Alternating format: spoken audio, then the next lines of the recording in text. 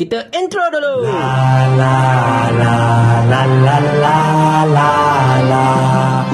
Najib Razak diberikan pengampunan diraja. Beliau telah bebas, tetapi laporan berita berkenaan perkara itu ditarik balik. Apa cerita sebenarnya ni? Kantoi ke?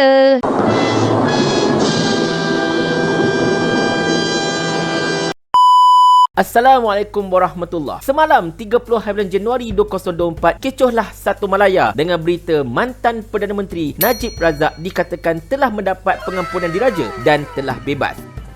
Tengok-tengok tuan-tuan dan puan-puan sekalian, utusan Malaysia yang mula-mula melaporkan perkara tersebut telah menarik kembali laporan mereka dengan mengatakan fakta tidak lengkap. Jadinya tuan-tuan dan sekalian, apa cerita sebenarnya? Kita back story tuan-tuan dan puan-puan sekalian. Macam mana yang anda tahu, Najib Razak telah dihukum penjara selama 12 tahun pada tahun 2020 atas kesalahan-kesalahan yang berkaitan dengan SRC International. Dan sejak daripada detik Najib dimenjarakan itu, Majlis Kerja Tertinggi UMNO tidak pernah putus-putus cuba untuk memohon pengampunan diraja bagi mantan Perdana Menteri dan juga mantan Presiden UMNO itu. Kalau ikutkan sejak Najib dipenjara, sudah 2 kali mereka mengemukakan petisyen kepada Yang di-Pertuan Agong untuk memberikan pengampunan kepada Najib Razak. Tetapi persoalannya, boleh atau tidak Najib ini diberikan pengampunan diraja? Mengikut perkara 42 Perlembagaan Persekutuan, mana-mana banduan ataupun pesalah berhak untuk memohon pengampunan diraja. Tetapi menurut mantan Peguam Negara iaitu Tommy Thomas, antara kriteria yang menjadi ukuran sama ada seseorang itu boleh memohon pengampunan diraja ataupun tidak ialah seorang banduan itu mestilah menjalani hukuman sekurang-kurangnya 1/3 daripada hukuman penjara yang telah ditetapkan kepadanya. Dalam kes Najib Razak, kalau ikut Tommy Thomas, sewajarnya Najib menjalani dahulu hukuman penjara selama 4 tahun barulah memulakan prosiding untuk memohon pengampunan diraja. Tetapi itu bukanlah keperluan undang-undang. Itu cuma convention sahaja. Amalan yang biasa dilakukan oleh mana-mana mahkamah turun-temurun daripada mana-mana negara sekalipun.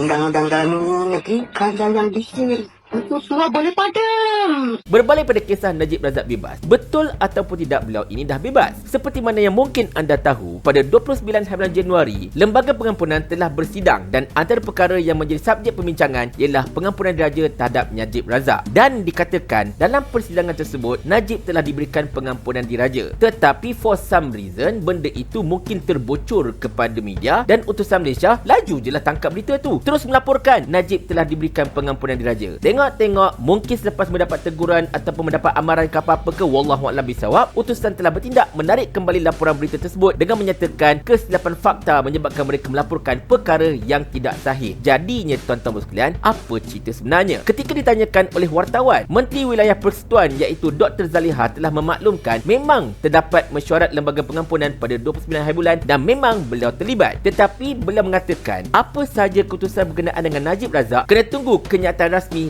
lembaga pengampunan. Jadi berdasarkan kepada kenyataan Dr. Zaliha itu tuan-tuan dan puan sekalian, bolehlah kita katakan yang Najib Razak ini telah pun mendapat pengampunan diraja sebenarnya. Cumanya mungkin utusan terlaju daripada pengumuman rasmi daripada lembaga pengampunan dan benda itu memang kelakar lah sebenarnya. Tak siapalah yang membocorkan benda ini kepada utusannya dah. Cuma, adakah patut Najib mendapat pengampunan? Secara undang-undangnya tuan-tuan dan puan-puan sekalian, memang boleh. Tak ada masalah. Mana-mana banduan boleh memohon untuk mendapatkan pengampunan diraja. Macam mana yang saya sebutkan tadi. Mana-mana banduan yang menjalin hukuman dan mendapat hukuman tersebut dekat mana-mana mahkamah dekat wilayah Persekutuan Kuala Lumpur, Putrajaya ataupun Labuan, boleh memohon pengampunan diraja menerusi Yang di-Pertuan Agong. Tetapi, dalam masa yang sama juga tuan-tuan dan puan sekalian, saya secara peribadi berpandangan, benda ini nampak macam tak cantik lah sebenarnya. Sebab apa tahu? Sebab kes-kes yang melibatkan macam Najib Razak ini ke, ataupun mungkin kes Datuk Seri Anwar Ibrahim sebelumnya ke, kes ini adalah kes yang berprofil tinggi dan bukan melibatkan jumlah yang sedikit. Dalam kes Najib Razak melibatkan jutaan ringgit. Jadi sekiranya kalau beliau ini sekadar menjalani penjara lebih kurang 3 tahun, 4 tahun dan kemudian mendapat pengampunan diraja dan beliau bebas macam itu saja, benda ini akan mendatangkan satu perasaan tak puas hati terhadap masyarakat sebenarnya. Sebab kalau kita perhatikan, ramai sahaja mereka yang berada di penjara atas kesalahan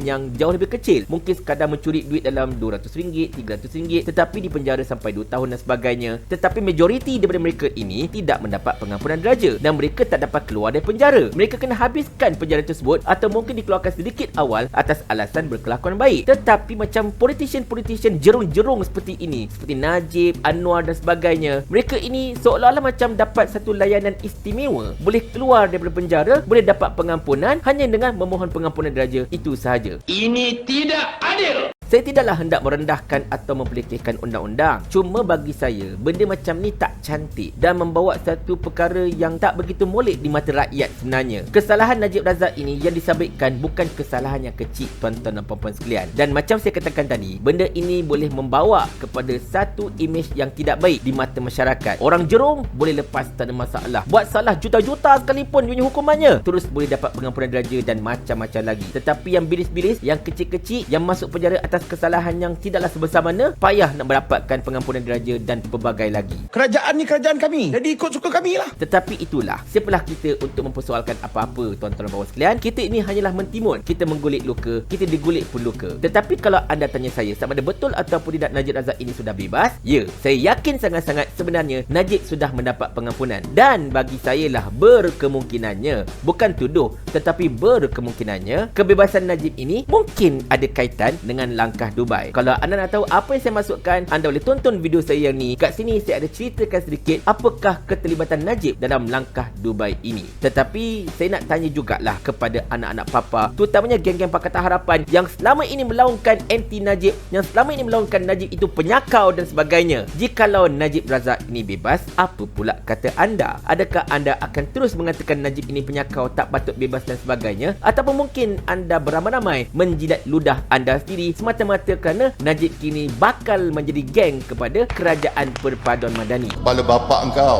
Dan kesannya kepada Kerajaan Perpaduan mungkin akan kekal sampai ke hujung penggal, sebab Najib mungkin akan minta mereka kekal untuk menyokong kerajaan ini sampailah ke hujung penggal nanti. Tetapi selepas itu, mungkin ramai-ramai rakyat Malaysia boleh bertanyakan kepada mereka semua ini soalan ini. Mau tak tuan hamba kalau hamba kirimkan ke akhirat?